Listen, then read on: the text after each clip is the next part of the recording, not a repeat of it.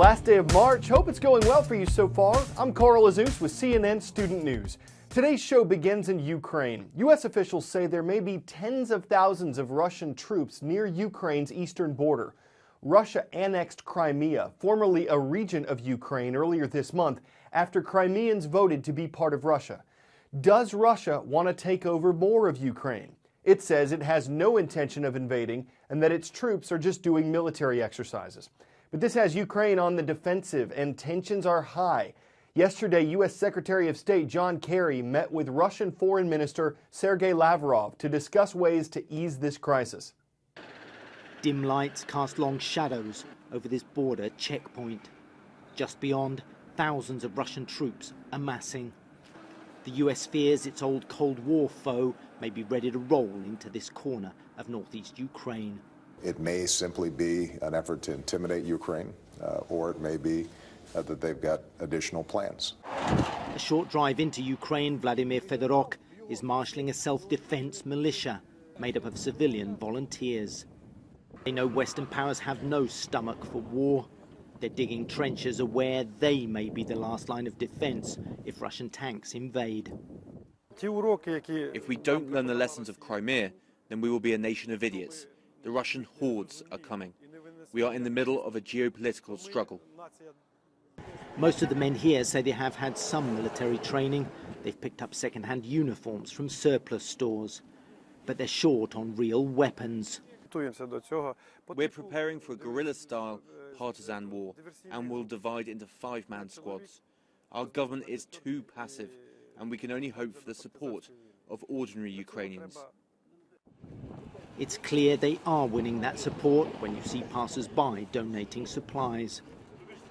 So our troops need some help, so I have a decision to bring food for our troops. Up the highway, a detachment of Ukrainian troops. They say they're on high alert. A T-80 tank and personnel carriers point at a nearby bridge. The order, defend it or blow it up. In Ukraine's Crimea region, the army did not put up a fight. Not clear if things here would be any different. Intelligence experts still don't really know if the Russians are coming. Moscow insists they're just doing drills. Among the Ukrainian soldiers here, there's very much a sense of disbelief. They say that during Soviet times and afterwards, they trained alongside the Russians. They still very much see them as brothers in arms. But now they're facing them down the barrel of a gun. Next up, wasn't a major earthquake by Southern California standards, but people still felt it, and it caused some damage when it hit on Friday night. It was a tremor of magnitude 5.1. These bring only minor damage in areas that are used to earthquakes, where buildings are built to withstand them. But there have been more than 100 aftershocks that struck over the weekend, so it makes sense why some folks are on edge. The earthquake's epicenter, the spot on the Earth's surface right above the quake's starting point, was in Orange County, part of the greater Los Angeles area. Emergency officials say one person was slightly injured.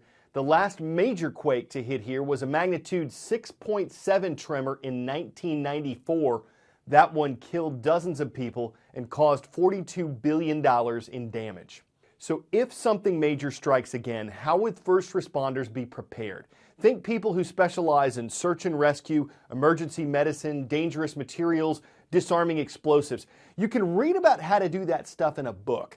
But there's a place where they actually train for these scenarios, a place where a fire chief says the pretend goes away. Help! We're going to send help, okay? About 100 miles south of Atlanta, there are signs of disaster everywhere.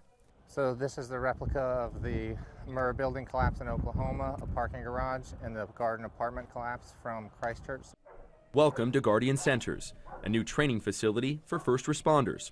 For these pros, it's kind of like a doomsday Disneyland. Built on the site of what once was a Cold War missile plant, the 830-acre property can recreate just about any disaster scenario imaginable. To come here and to be able to do this, and then, like you said, as soon as you come in here, the pretend goes away. Here, yeah, the pretend. There's no pretend about this. No, and at night they have fire that fires up. They have sparks, so you have really a disaster environment. You have a building that's collapsed. All right, guys, let's huddle up. First responders are fully immersed in simulations tailored to the center's clients, among them FEMA, the U.S. Marines, and elite urban search and rescue teams from across the country.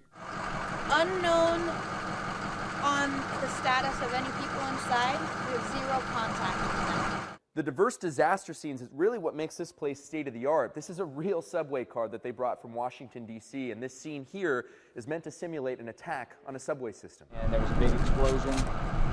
They haven't noticed any smoke or flames.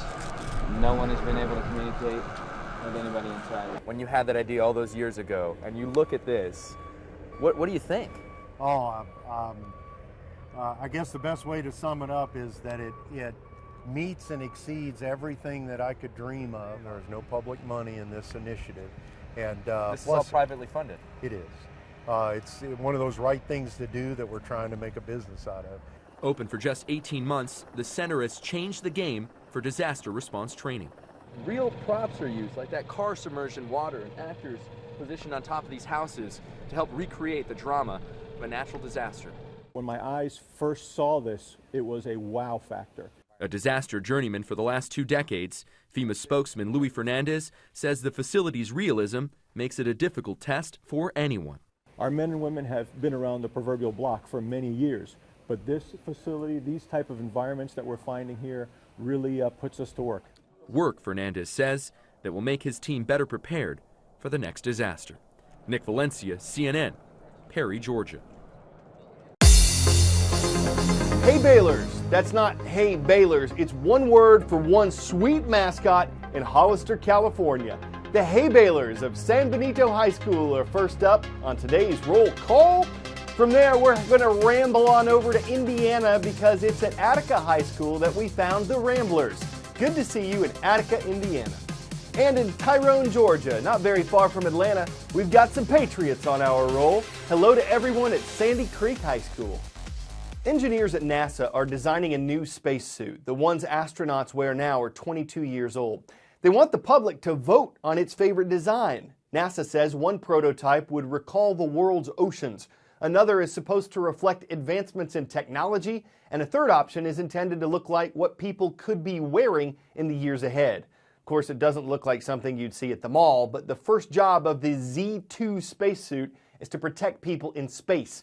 It has the most technologically advanced materials to make that possible. But previous suits have cost about $2 million each. Since this one is still being designed, the price, like the suit itself, could be on the rise. Time for the shout out. What does the fox say? Take a listen and shout it out. Is it A, B, C, or D? You've got 3 seconds. Go.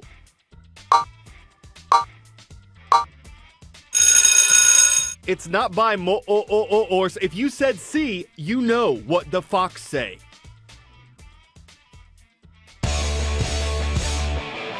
It's not really an age-old question that Ylvis, a pair of Norwegian comedians, asked last year, but we do have an answer. Someone who brought this animal into a rescue center thought she was a dog. She's not, but since she could no longer survive in the wild, an English animal sanctuary took her in. And now we don't have to risk getting rabies to actually hear what the fox say. Or what the fox says. It looks like she wiled her way into a pretty good life. People who see that get all tickled. Although you muzzled, try that with a wild fox. In that case, there is something to feral. I'm Carl Azus. Tomorrow we'll have more stories to tell. Hope to see y'all then.